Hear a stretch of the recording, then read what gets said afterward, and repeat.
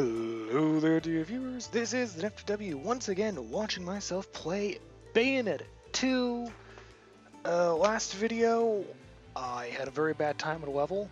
In this video, and the two afterwards, I'm gonna have another bad time with the game.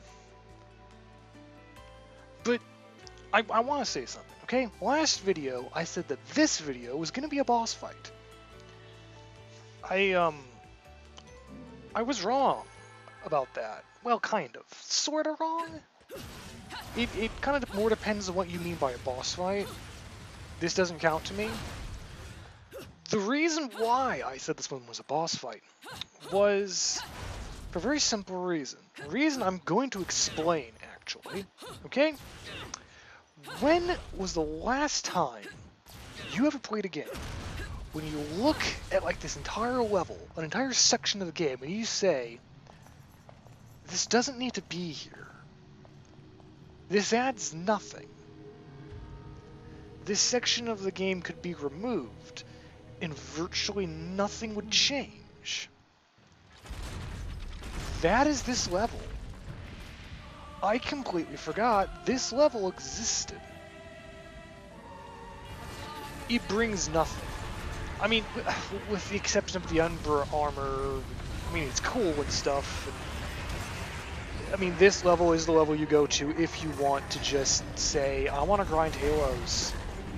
Because you get a lot of Halos for this level. I mean, I think, like, there's some special secret thing here.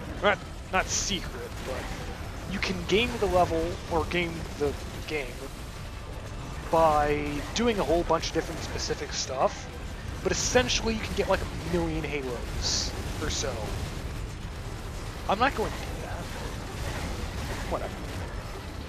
But yes, I completely and totally forgot this level even existed, and it's kind of obvious why. Not that it's not good, but because it is very much nothing. There is only one Alfheim thing here, and it's pretty easy to see. I mean, I'm not going to say like, oh, the Alfheim's so hidden. I mean, some of them are, but I mean, at one that took me a lot longer, apparently. But one, I don't know why this was added in here. But two, I know why this was added in here. And the answer is very simple. Because if it wasn't added in here, this would be 15 chapters. It's just...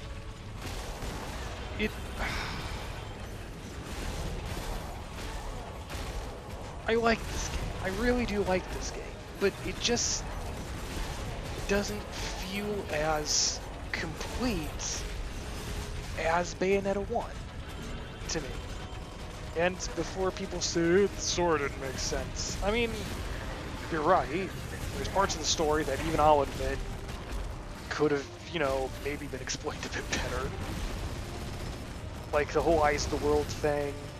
I never really minded that, but I can get why people would.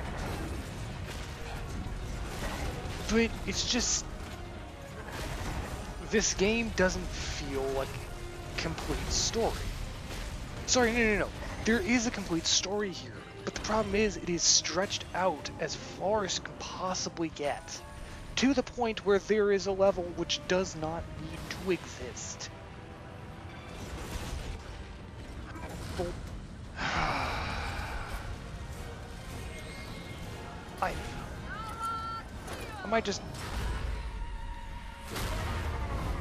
I might just be griping about this. I mean, I do gripe about things. I like to do that. It's fun. To me.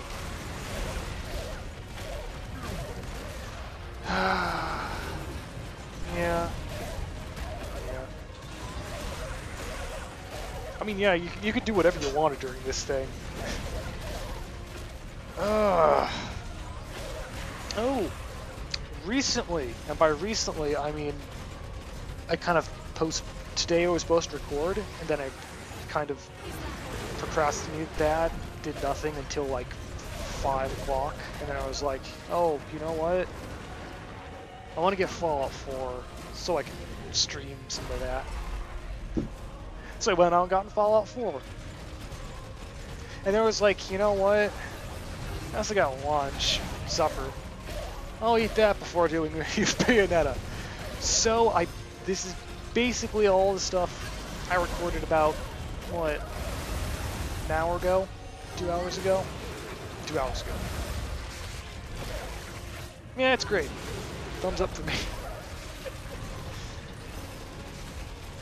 But yeah, there are sections of the game which just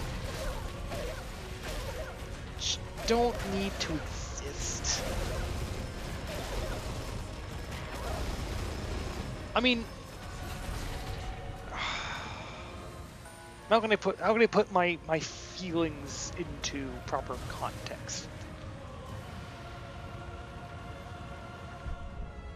It feels like there was that maybe they had something else kind of in store when you started the game, because when you start the game, there's quite a few levels.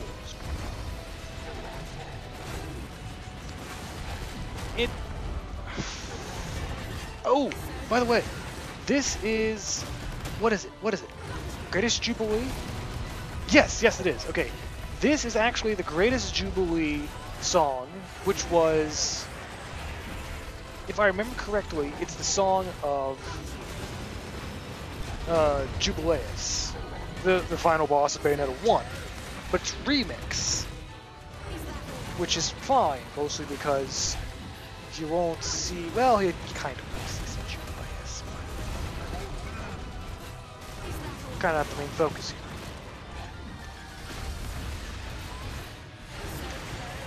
I was going to complain about something else, but I think I'll wait until it's a bit more relevant. And I just want to say is that, you know what? This game really gets me to appreciate that I really liked the angel designs in Bayonetta 1. I really liked them. They were cool. They were memorable. I mean, I will always remember, like, say Pension. I'll always remember them. Even if I can't remember their names, I'll know that, oh right, they're sick boss fights and stuff.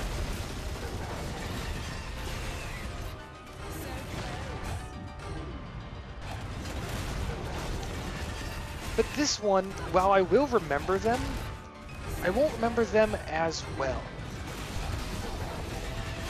For Bayonetta 2. I mean,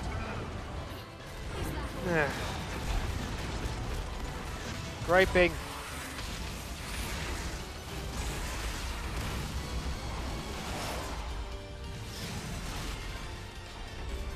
And I didn't realize I needed to spin that for a second. Whee!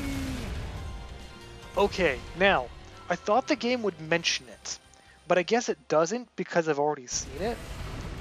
But, right, in the original game, first things first, look at that gross shit. Hiding inside its mouth. But, this enemy that we're going to see, right? There is another there's another thing like this, another enemy in the first game called Kinship, which it was, you know, literally a ship. The thing in this one is called Warship. Sorry, the Worship. But it sounds so close to Warship. And it's just, I love it. It is even more of a play on words than the original one. Because worship is a warship. And a ship. And an angel. They'll just have angels do anything, won't they?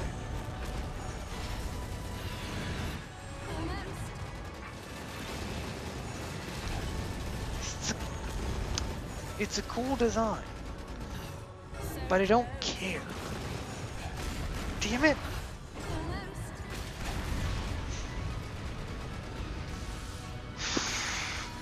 visuals are great, but I don't know. I'm weird. I mean, I played Bayonetta 1 first, so maybe that's why things are like this, but I don't know. I don't know.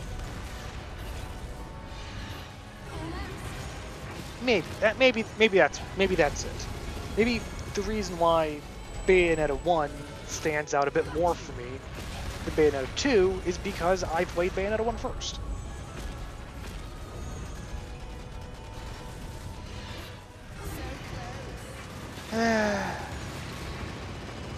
Ah well. I also kind of don't like that each of like the big enemies that we fought in the previous game have been officially now relegated to jobber status. Because we're gonna fight all of them in this game too. Look, see? There's this one, which doesn't look as good actually. I mean, this is definitely one of those things that I seriously like the Bayonetta 1 version. Well, the look of it better.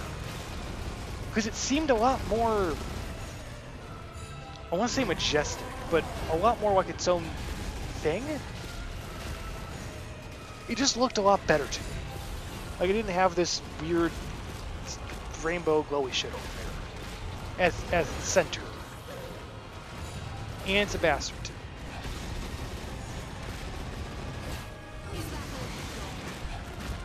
But yeah, well, just look at this thing, and just think of the boss fight that we had in Bayonetta 1 against it. There's a reason why it's been relegated to jobber status. Mostly because that's what this armor does. Mostly for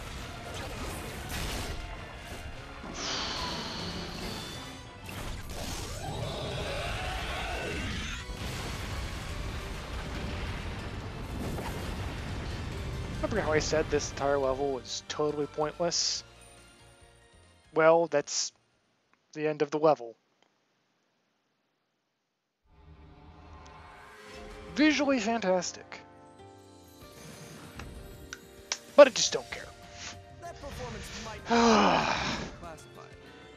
Well, if you like what you saw, do not forget to like, favorite, and subscribe. When you do, we will have the actual Battle Royale and an actual boss fight.